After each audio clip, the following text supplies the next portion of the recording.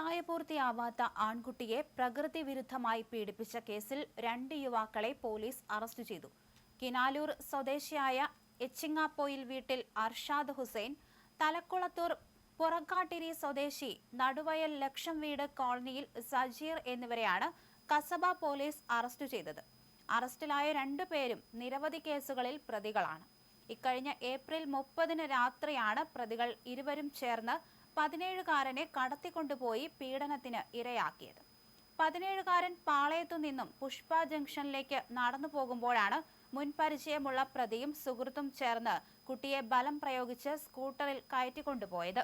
പിന്നീട് ആളൊഴിഞ്ഞ ഒരു കടമുറിയിൽ എത്തിച്ച് ലൈംഗികാതിക്രമം നടത്തുകയും കത്തി കാണിച്ച് കുത്തുമെന്ന് ഭീഷണിപ്പെടുത്തി കുട്ടിയുടെ കൈവശമുണ്ടായിരുന്ന മൊബൈൽ ഫോൺ തട്ടിയെടുത്ത ശേഷം കടന്നുകളയുകയും ചെയ്തു.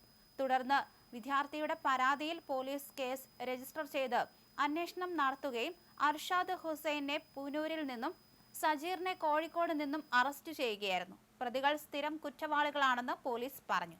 സജീറിന് കോഴിക്കോട് സിറ്റിയിലെ വിവിധ പോലീസ് സ്റ്റേഷനുകളിലായി മയക്കുമരുന്ന് ഉപയോഗിച്ചതിനും വിൽപ്പനയ്ക്കായി കൈവശം വച്ചതിനും പൊതുജന ശല്യത്തിനുമായി നിരവധി കേസുകൾ നിലവിലുണ്ടെന്നും പോലീസ് വ്യക്തമാക്കി.